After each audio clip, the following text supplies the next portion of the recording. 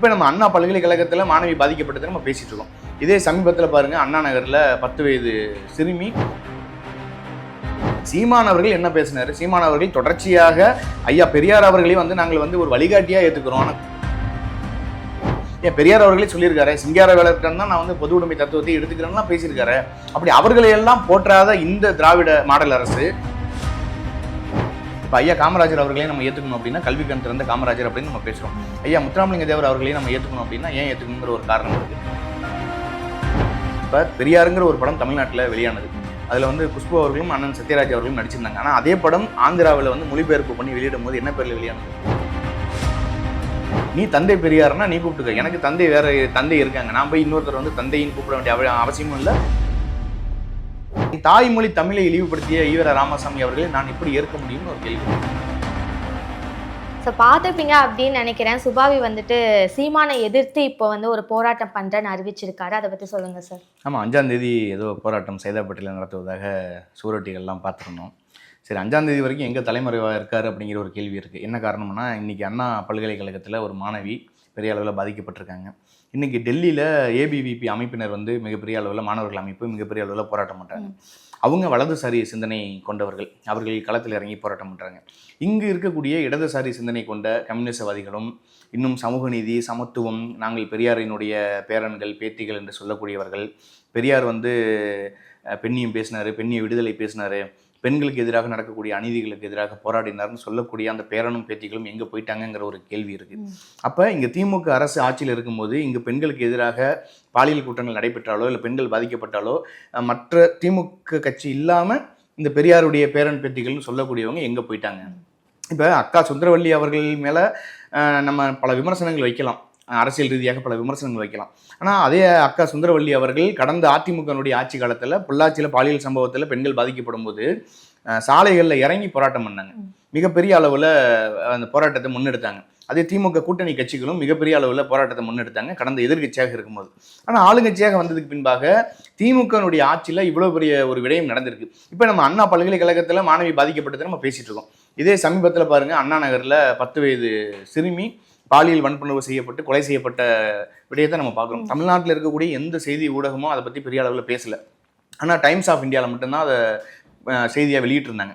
ஆனால் அதை பற்றி ஏன் இந்த பெண்ணிய விடுதலை பேசக்கூடிய, பெண்களுக்கு எதிராக நடக்கக்கூடிய அநீதிகளுக்கு எதிராக குரல் கொடுக்குறோம்னு சொல்லக்கூடிய இந்த பெரியாரியவாதிகள் ஏன் பேசலை? சீமான் அவர்கள் என்ன பேசினார்? சீமான் அவர்கள் தொடர்ச்சியாக ஐயா பெரியார் அவர்களையும் வந்து நாங்கள் வந்து ஒரு வழிகாட்டியாக ஏற்றுக்கிறோம், ஆனால் கொள்கை தலைவராக நாங்கள் ஏற்றுக்க முடியாது அப்படின்னு அவர் சொல்கிறாரு. இப்போ சமூக நீதிக்கான ஒரு தலைவராக பெரியார் அவர்கள் ஈவர ராமசாமி அவர்களை ஏற்றுக்கிறோம்னு சொல்கிறீங்க. ஆனால் அதற்கு முன்பாகவே எங்கள் தாத்தா அயோத்திதாச பண்டிதர் இருக்காரு. நீங்க வந்து பொது உடைமை தத்துவத்துக்கு நீங்க பெரியார் அவர்களை ஏத்துக்கிறேன்னு சொன்னீங்கன்னா எங்கள் ஐயா ஜீவானந்தம் அவர்கள் இருக்காங்க, ஐயா சிங்கார வேலர் அவர்கள் இருக்காங்க. ஏன் பெரியார் அவர்களே சொல்லியிருக்காரு, சிங்கார வேலர்கிட்ட தான் நான் வந்து பொது உடைமை தத்துவத்தை எடுத்துக்கிறேன்னா பேசியிருக்காரு. அப்படி அவர்களையெல்லாம் போற்றாத இந்த திராவிட மாடல் அரசு ஏன் ஈவர ராமசாமி அவர்களை மட்டுமே தூக்கி வைத்து கொண்டாடணுங்கிற ஒரு கேள்வி இருக்கு. இன்னைக்கு பெரியார் அவர்களுடைய சித்தாந்தம் கொள்கைகளை ஏற்றுக்கொண்ட நாங்கள் அப்படின்னு சொல்லக்கூடியவர்கள் இந்த அண்ணா பல்கலைக்கழக விடயத்தில் என்ன பேச போறாங்க? எங்கே போய் தலைமறைவாக இருக்காங்கங்கிற ஒரு கேள்வி இருக்குது. ஏன் 5 நாள் வரைக்கும் தலையை எதுவும் வாடகைக்கு விட்டுருக்காரா? தலையை வெளில காட்டக்கூடாதுன்னு 5ஆம் தேதி சீமானுக்கு எதிராக தான் சுபவி வந்து போராட்டம் பண்ணணும்னு அறிவிச்சிருக்காரான்னு எனக்கும் தெரியல. இது எப்படிப்பட்ட ஒரு அரசியல் அப்படின்னா ஒரு இழிவான ஒரு அரசியல்.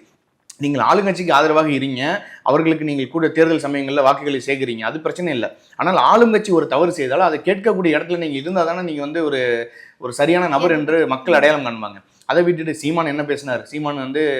சீமானுக்கு சளி பிடிச்சிருக்கு, தும்பிட்டாரு ப்ரெஸ் மீட்டில், அதை எப்படி தும்பலான்னு சொல்லி அவர் வேணால் ஆர்ப்பாட்டம் பண்ண சொல்லுங்கள். ஏங்க ஈவர ராமசாமி அவர்கள் பேசாத விடயத்தை சீமான் அவர்கள் பேசியிருந்தால் நீங்கள் சொல்லலாம், ஈவர ராமசாமி அவர்கள் இந்த விடயத்தை பேசவே இல்லை, இதை வந்து சீமான் வந்து வேணும்னே திருச்சி பேசுகிறாரு, தமிழ் சமூக மக்கள்கிட்ட வந்து பெரியாரை வந்து தவறாக பேசுகிறார் அப்படின்னு நீங்கள் போராட்டம் பண்ணுங்க. ஆனால் அதை விட்டுட்டு பெரியார் அவர்கள் பேசியது திரு சீமான் அவர்கள் சொல்லியிருக்காரு, அதில் என்ன தவறு இருக்குன்னு நீங்கள் மிகப்பெரிய அளவு ஒரு போராட்டத்தை நடத்த போகிறீங்க. அப்படி நீங்கள் வந்து உண்மையும் நேர்மையுமாக தினமும் சாப்பிடக்கூடிய சாப்பாட்டில் உப்பெல்லாம் போட்டு சாப்பிட்றேன், இந்த தமிழ் சமூகத்துக்காக இந்த மக்களுடைய விடுதலைக்காக தான் நான் பேசுகிறேன், பெரியாருடைய கொள்கையை ஏற்றுக்கொண்டு பெரியாருடைய வழிவந்த நான் பெண்களுக்கு இங்கே அநீதி இழைக்கப்படும் போதெல்லாம் பொங்கி எழுவேன் அப்படின்னு சொல்லக்கூடிய நீங்கள் இந்நேரம் களத்தில் இறங்கி போராடி இருக்கணுமே, ஏன் போராடலை? அப்போ யாருக்காக செயல்படுறீங்க? இந்த கேள்வி எல்லாருக்கும் இருக்கு சார். சீமான் அவர்கள் வந்துட்டு பெரியாரை பத்தி ஏதோ சொன்னாங்க அப்படின்றதுக்காக இப்போ போராட்டம் அப்படின்றது இருக்கு. ஆனா எல்லாருக்கும் ஒரு கேள்வி என்னவா இருக்குன்னா, பெரியார் அவர்கள் வந்துட்டு ஜாதியை எதிர்த்து போராடினாரு அப்படின்னு சொல்லிட்டு சொல்றாங்க. ஆனா அவரே வந்துட்டு தாழ்த்தப்பட்ட மக்களை ரொம்ப ஆபாசமான வார்த்தைகளை பயன்படுத்தி பேசியிருக்காரு. அப்புறம் எப்படி அவரை ஜாதியை எதிர்த்து போராடினவருன்னு சொல்றீங்க அப்படின்னு சொல்லிட்டு கேள்வி கேட்குறாங்க. நீங்க அதை எப்படி பாக்குறீங்க சார்? அதை தான் நானும் கேட்குறேன். பெரியார் என்றைக்கு சாதிய ஒழிப்பை எதிர்த்து பேசினாருன்னு ஒரு கேள்வி இருக்கு. சாதியை ஒழிச்சிட்டாரு அப்படின்னா ஏன் இன்னி வரைக்கும் வந்து பெரியார் அவர் பெரியாருக்கு பேருக்கு பின்னால வந்து சாதி பேரை போட்டுக்கல அப்படின்னு சொல்றாங்க. சரி, பெரியார் எங்க சாதி ஒழிப்பை பேசியிருக்காரு, எங்க சாதி ஒழிப்பை ஒழிச்சிருக்காரு? அப்படி ஒழிச்சிருந்தா இவ்வளவு நேரம் ஏன் ஆணவ படுகொலைகள் நடக்குதுன்னு ஒரு கேள்வி இருக்கு. கண்டிப்பா. சரி, பெரியாருடைய வழி வந்தோம் நாங்க அப்படின்னு நீங்க பேசுறீங்க. இன்னைக்கு திமுகல வந்து சாதி பார்த்து சீட்டு கொடுக்குறீங்களா இல்லை எப்படி? இப்போ அண்ணன் ஆர் ராசா அவர்கள் பெரம்பூர் நாடாளுமன்ற தொகுதியில போட்டிட்டாரு. அந்த பெரம்பூர் வந்து பாத்தீங்கன்னா தனி தொகுதியாக மாற்றப்படும் போது அண்ணன் ஆர் ராசா அவர்களை நீலகிரியில் நிற்க வச்சது யார்? ஐயா கருணாநிதி அவர்கள் தானே. இப்போ அவர்களுக்கு என்ன தகுதி இருக்கு பெரியாரை பத்தி பேசுவதற்கு? சரி, பெரியார் என்னைக்கு சாதியை ஒழிச்சிட்டாரு? சாதியை ஒழிச்சிருந்தா நேரம் தமிழ்நாட்டில் சாதி ஒழிஞ்சிருக்கணும்ல. இன்னைக்கு போய் பள்ளிக்கூடத்தில் போய் ஒரு 5ஆம் வகுப்பு 5 வயது மாணவனை போய் 1ஆம் வகுப்பு பள்ளிக்கூடத்தில் சேர்க்கணும்னா சாதிய சர்டிஃபிகேட் கேட்குறாங்களா இல்லையா? கண்டிப்பா. ஏன் சாதி சர்டிஃபிகேட் ஒழிக்கல? திராவிட மாடல் ஆட்சி தானங்க அந்த 3.5 ஆண்டுகளாக இருக்கு. நீங்கள் திராவிட மாடல் ஆட்சி பெரியாருடைய வழி வந்த ஆட்சின்னு சொல்றீங்க. அப்ப நீங்க என்ன பண்ணிருக்கணும்? அனைத்து அரசு பள்ளிக்கூடங்கள்லையும் வேலைவாய்ப்பு அலுவலகங்களையும் சாதி சர்டிஃபிகேட் கேட்காதீங்க, சான்றிதழ் கேட்காதீங்கன்னு சொல்லியிருக்கணுமா இல்லையா? சரி, நீங்கள் வந்து கலப்பு திருமணம் செய்து கொண்டால் ஊக்கத்தொகை கொடுக்குறோம்னு சொல்றீங்களா? உங்கள் துறையில் இருக்கக்கூடிய ஐயா சேகர் பாபு இந்து அறநிலைத்துறையினுடைய அமைச்சர், அவங்களுடைய மகள் ஒரு பட்டியல் சமூகத்தை சார்ந்த ஒருவரை காதலித்து திருமணம் செய்து கொண்டாங்க. அந்த பெண் வந்து காணொலி வெளியிட்டாங்களா இல்லையா? எங்க அப்பாவால எங்களுக்கு ஆபத்து இருக்கு, எங்க அப்பா எங்களை மிரட்டுறாங்க, எங்களை கொலை முயற்சி பண்றாங்க, எங்க காதலை பிரிக்கிறாங்கன்னு. அப்ப ஐயா ஸ்டாலின் அவர்கள் என்ன பண்ணியிருக்கணும்? ஐயா சேகர் பாபு அவர்களே இங்க வாங்க, நம்மளாம் பெரியாருடைய பேரன்கள், பெரியாருடைய வழிவந்தவர்கள், சாதியை ஒழிக்கணும், நானே வந்து கலப்பு திருமணம் செஞ்சுக்கிட்டா ஊக்கத்தொகைன்னு சொல்லியிருக்கேன், இந்தாங்க உங்களுக்கான ஊக்கத்தொகை, உங்க பொண்ணுகிட்ட போய் கொடுங்கன்னு சொல்லியிருக்கணுமா இல்லையா? சொல்லுங்க, சொல்லியிருக்கணுமா இல்லையா? கண்டிப்பா சார் சொல்லியிருக்கணும். அப்புறம் எதன் வைத்து நீங்கள் வந்து பெரியார் சாதியை ஒழிச்சிட்டாரு, அதன் வழி வந்த நாங்கள் வந்து சாதியை ஒழிக்க போறோம்னு பேசுறீங்க? ஏங்க, அண்ணன் திருமாவளவன் அவர்கள் ஒரு பொது தொகுதி கேட்கிறாரு, அந்த ஒரு பொது தொகுதியை கூட உங்களால கொடுக்க முடியல, 2 தனி தொகுதி கொடுக்குறீங்க, விழுப்புரம் சிதம்பரம் கொடுக்குறீங்க. சரி, நீங்க சாதியை ஒழிச்சிட்டீங்க அப்படின்னா ஏன் வந்து இன்னைய வரைக்கும் வந்து இந்த சாதி ஏற்றத்தாழ்வுகளும் சாதி ஆணவ படுகொலைகளும் தமிழ்நாட்டில் நடக்குது? சாதி ஆணவ படுகொலைகளுக்கு தமிழ்நாட்டில் தனி சட்டம் இயற்ற வேண்டும் என்று சட்டசபையில பேசும்போது ஐயா ஸ்டாலின் அவர்கள் என்ன சொன்னார்னா, அதற்கு தனி சட்டம்லாம் தேவையில்லைன்னு பேசினார்ல. இப்ப நடக்குதா இல்லையா சாதி ஆணவ படுகொலைகள்? நிறைய நடக்குது சார். வேங்க வயல்ல மலம் கலக்கப்பட்ட விடயம் நம்ம தொடர்ச்சியாக பேசுறோம். இது வரைக்கும் அந்த குற்றவாளிகள் கண்டுபிடிக்கப்படல. இதுதான் திராவிட மாடல் ஆட்சியினுடைய பெரிய சாதனை. இரும்பு கரம் கொண்டு அடக்குவோம்பாங்க. யார் அடக்குவீங்க? ஒரு சுவரொட்டி ஒட்டப்பட்டிருக்கு, அந்த சுவரொட்டியை வந்து ஒரு மூதாட்டி செருப்பால் அடிக்கிறாங்க. அந்த காணொலி வெளியாகுது. உடனடியாக விருங்கம்பாக்கத்தினுடைய சட்டமன்ற உறுப்பினர் பிரபாகர் ராஜா அவர்கள் என்ன பண்றாருன்னா, அங்க இருக்கக்கூடிய விருங்கம்பாக்கம் காவல் நிலையத்திலையும் சாலிகிராமம் காவல் நிலையத்திலையும் ஒரு புகார் கொடுக்குறாங்க. உடனடியாக அந்த பாட்டியை வந்து நாங்கள் கைது செய்வோம்னு அறிக்கை கொடுக்குறீங்க. இப்ப நான் என்ன கேட்கிறேன்னா, அந்த சுவரொட்டி ஒட்டப்பட்ட இடம் மாநகராட்சிக்கு சொந்தமான ஒரு இடம். மாநகராட்சிக்கு சொந்தமான இடத்துல சுவரொட்டியோ விளம்பரமோ செய்யக்கூடாதுங்கிறது அரசினுடைய சட்டம்.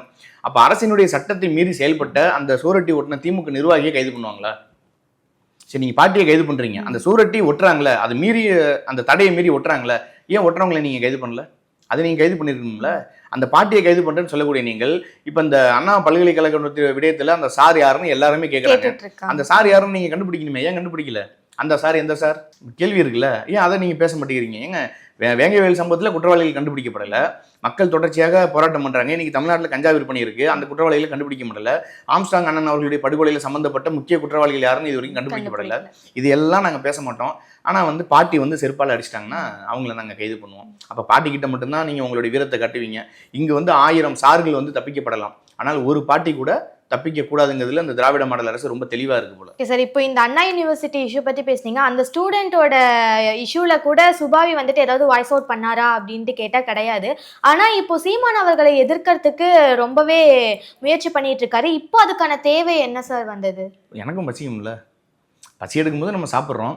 அப்போ தேவை இருக்கும்போது ஒரு போராட்டம் பண்ணணும். இப்போ திமுக என்ன போராட்டம் பண்ணணும்னு சொல்லுதோ அந்த போராட்டத்தை சுபவி அவர்கள் ரொம்ப தெளிவாக, ரொம்ப அருமையாக, அதாவது திமுகவில் இருக்கக்கூடிய கொத்தடிமைகள், அவங்களே சொல்கிறாங்க தன்னை கொத்தடிமைகள்னு, அந்த கொத்தடிமைகளை விட ரொம்ப விசுவாசமாக ஐயா சுபவி அவர்கள் இருக்கார் போல். இதெல்லாம் ஒரு தேவையற்ற ஒரு போராட்டம், தேவையற்ற ஒரு இந்த விடயத்துக்கு நீங்கள் போராட்டம் பண்ணுறீங்களே. பாதிக்கப்பட்ட பெண்ணுக்கு ஆதரவாக போராட்டம் பண்ணுங்கள், அந்த பெண்ணுக்கு வந்து நீதி கிடைக்கணும்னு சொல்லி போராட்டம் பண்ணுங்க. 4000 கோடி ரூபாய் பணம் எங்கே போயிடுச்சு? ஏன் இன்னமும் மழை பெஞ்சா சென்னையில் மக்கள் பாதிக்கப்படுறாங்க? தொடர்ச்சியாக கேரளாவிலேருந்து கோழி கழிவுகளை கொண்டு வந்து கொட்டுறாங்க, அதை தடுக்கணும்னு போராட்டம் பண்ணுறாங்க. நாங்களும் வந்து போராட்டம் பண்ணுறோம். அதை விட்டுட்டு சீமானை எதிர்த்து போராட்டம் பண்ணுறேன்னா வேற என்ன பசிக்கு ஏதோ போராட்டம் பண்ணுறாருன்னா நம்ம நினைக்க முடியும். சரி சார், பெரியாரை வந்துட்டு ஏத்துக்காதவங்க வந்துட்டு சரியான ஜாதி வெறியன்கள், அவங்க எல்லாருமே நாம் தமிழர் கட்சி, RSS கட்சி அப்படின்னு சொல்லிட்டு சொல்றாங்க. ஸோ இதை எப்படி பாக்குறீங்க சார்? இந்த மாதிரி பெரியாரை கண்டிப்பா நம்ம ஏத்துக்கிட்டே ஆகணுமா? ஏன் ஏற்றுக்கணும் அப்படின்னு ஒரு கேள்வி இருக்குல்ல. இப்போ ஒரு சித்தாந்த ரீதியாக ஒரு கொள்கை ரீதியாக ஒரு தலைவரை நம்ம ஏற்றுக்கணும்னா அந்த தலைவரை நமக்கு முதல்ல பிடிச்சிருக்கணும். அவர் மக்களுக்கான தலைவரா அப்படிங்கிறது பார்க்கணும். இப்போ ஐயா காமராஜர் அவர்களே நம்ம ஏற்றுக்கணும் அப்படின்னா கல்வி கண் திறந்த காமராஜர் அப்படின்னு நம்ம பேசுகிறோம். ஐயா முத்துராமலிங்க தேவர் அவர்களையும் நம்ம ஏற்றுக்கணும் அப்படின்னா ஏன் ஏற்றுக்கணுங்கிற ஒரு காரணம் இருக்குது. இப்போ எங்கள் ஐயா முத்துராமலிங்க தேவர் அவர்கள் தொடர்ச்சியாக வந்து இந்தியாவினுடைய சுதந்திரத்துக்காக நீங்கள் பாருங்கள், தமிழ்நாட்டிலேருந்து பெரும்படை போனதுன்னா அது தென் மாவட்டத்திலேருந்து தான் போனது. அதுவும் நேதாஜி சுபாஷ் சந்திர போஸோட துணை நின்று இந்திய சுதந்திரத்துக்கு போராடியவர் நம்ம சொல்கிறோம். அவர் சாகும்போது கூட பார்த்தீங்கன்னா அவருடைய சொத்துக்களை வந்து அவருக்கு கிட்டத்தட்ட 90 விழுக்காடு சொத்துக்களை வந்து பட்டியல் சமூகத்தை சார்ந்தவர்களுக்கு தான் கொடுத்தாரு. சாதி அடையாளத்தோடு எவன் ஒருவன் வந்து கடவுளை கும்பிட வரானோ அவன் வந்து மனிதனாக இருப்பதற்கே தகுதி இல்லைன்னு பேசினவர் ஐயா முத்துராமலிங்க தேவர். ஆனால் அவரையுமே இன்னைக்கு ஒரு சாதி அடையாளத்துக்குள்ள வச்சுட்டாங்க.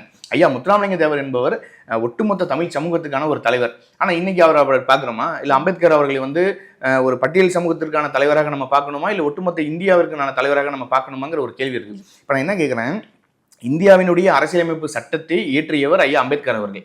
அந்த இந்திய அரசியலமைப்பு சட்டம் வந்து தேவையில்லைன்னா அதை வந்து தீயிட்டு கொளுத்தி எரித்தவர் வந்து ஈவரா ராமசாமி அவர்கள். இருவரையும் எப்படி பக்கத்தில் நீங்க புகைப்படத்தில் போட்டுக்கிறீங்க அப்படின்னு ஒரு கேள்வி இருக்கு. அதே போல இந்தியாவிற்கு சுதந்திரம் கிடைக்கும் போது ஆங்கிலேயர்கள்ட்ட வந்து கடிதம் எழுதினவர், நீங்க இந்தியாவுக்கு வேணா சுதந்திரம் கொடுத்துருப்பாங்க, ஆனா தமிழ்நாட்டுக்கு வந்து பிரிட்டிஷ்காரங்க தான் ஆட்சி புரியணும்னு சொன்னவர் ஈவரா அவர்கள். தமிழ் மொழி பேசாத, தமிழ் மொழி காட்டு முன்னாடி பாஷை, உன் வீட்டில் வேலை செய்யக்கூடிய வேலைக்காரங்கள்ட்ட கூட நீ தமிழில் பேசாத, ஆங்கிலத்தில் பேசுன்னு சொன்னவர்.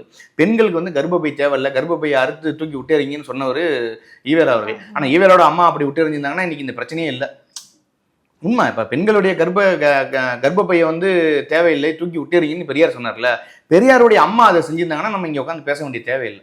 இன்னொன்னு என்னன்னா, எல்லாரும் பெரியார்னு சொல்லுங்க, ஈவே ராமசாமின்னு சொல்லாதீங்க, எதுக்கு அப்படி சொல்றீங்க அப்படின்ற மாதிரி கமெண்ட்ல வந்துட்டு பெரியாரை தாண்டி ஈவே ராமசாமி அப்படின்னு சொல்றவங்களை எல்லாத்தையும் ரொம்பவே அடிச்சு பேசிக்கிட்டு இருக்காங்க அப்படின்னு சொல்லலாம்.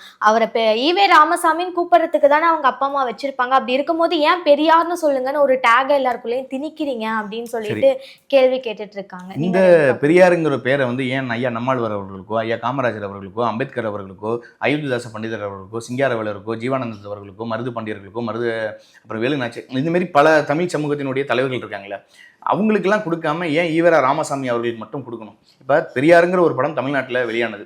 அதில் வந்து குஷ்பு அவர்களும் அண்ணன் சத்யராஜ் அவர்களும் நடிச்சிருந்தாங்க. ஆனால் அதே படம் ஆந்திராவில் வந்து மொழிபெயர்ப்பு பண்ணி வெளியிடும் போது என்ன பேரில் வெளியானது? நாயக்கருங்கிற பேரில் தானே வெளியானது. அப்போ ஏன் இந்த திமுக அரசு அப்போ என்ன பண்ணியிருக்கணும்? பெரியாரே சாதி எதிர்த்து போராடினா இருப்பா, அந்த பெரியார் எப்படி நீங்கள் வந்து ஆந்திராவில் வெளியிடும் போது சாதி பேரோட நீங்கள் வெளியிடலான்னு போராடி இருக்கணுமா இல்லையா? அதை பற்றி பேசவே இல்லையே. இதெல்லாம் வந்து இந்த நகைச்சுவையான விடயங்களை வந்து கடந்துட்டு போயிடணும். இப்போ நான் என்ன கேட்குறேன், எனக்கு மாட்டுக்கறி சாப்பிட பிடிக்கும் அப்படிங்கிறதுக்காக மாட்டுக்கறி பிடிக்காத ஒருத்தவங்கள்ட்ட வாயில வச்சு நான் திணிக்கக்கூடாது. நீ பெரியார்னு கூப்பிட்றானா நீ கூப்பிட்டுக்கோ, நீ தந்தை பெரியார்னா நீ கூப்பிட்டுக்கோ. எனக்கு தந்தை வேற தந்தை இருக்காங்க, நான் போய் இன்னொருத்தர் வந்து தந்தைன்னு கூப்பிட வேண்டிய அவசியமும் இல்லை, பெரியார்னு சொல்ல வேண்டிய அவசியமும் இல்லை. என் தமிழ் சமூகத்துக்கான எத்தனையோ பெரியார்கள் இருக்காங்க. எங்கள் ஐயா முத்துராமலிங்க தேவரை நான் பெரியார்னு கூப்பிடுவேன், ஐயா காமராஜர் அவர்களை கூப்பிட்டு போறேன், நம்மாழ்வார் அவர்களை கூப்பிட்டு போறேன். நான் எதுக்கு ஈவரா ராமசாமி அவர்களை கூப்பிடணுங்கிற ஒரு கேள்வி இருக்குல்ல. என் அம்மாவை நான் அம்மான்னு கூப்பிடணும், பக்கத்து வீட்டுக்காரங்களை அம்மாவன் மட்டும் கூப்பிட்டா என் அம்மாவை நான் வந்து அம்மான்னு கூப்பிடாம விட்டா எப்படி இருக்கும்? அந்த மாதிரி இருக்கு இவங்க சொல்றது. ஓகே சார், இப்போ தமிழ் மக்கள் பெரியாரை ஏற்கணுமா எதிர்க்கணுமா சார்? உண்மையாக சொல்லணும்னா பெரியார் அவர்களை ஏற்க வேண்டிய விடயங்களும் நிறைய இருக்குது, எதிர்க்க வேண்டிய விடயங்கள் அதை விட அதிகமாக இருக்குது. என்னன்னா, நான் முதல்ல வாய் திறந்து பேசக்கூடிய மொழி என்னுடைய தாய்மொழின்னு சொல்கிறோம். நான் அம்மானு கூப்பிட்ட மொழி என்னுடைய தமிழ் மொழியில் நான் அம்மானு கூப்பிட்றேன். அந்த தாய்மொழியவே ஒருவர் வந்து இழிவுபடுத்துறாரு. இப்போ தாயை யாராவது இழிவுபடுத்தினாங்கன்னா அவங்களை சும்மா விடாத, ஆனால் தாய்மொழியை இழிவுபடுத்தினவனை வந்து தாயே தடுத்தாலும் விடாதெல்லாம் இருக்குது. அப்படி இருக்கும்போது என் தாய்மொழி தமிழை இழிவுபடுத்திய ஈவரா ராமசாமி அவர்களை நான் எப்படி ஏற்க முடியும்னு ஒரு கேள்வி இருக்குது. என் அம்மாவோ ஒருத்தன் வந்து தப்பாக பேசுகிறான், அவனோட நான் போய் நண்பனாகவோ இல்லை வந்து அவனை எனக்கு பிடிக்கும்னு நான் சொன்னேன்னா அது எப்படி வந்து ஏற்றுக்க முடியும்? அப்போ என் தாய்மொழி தமிழை இழிவுபடுத்திய பெரியார் அவர்களை நான் ஏன் ஏற்றுக்கொள்ள வேண்டும்?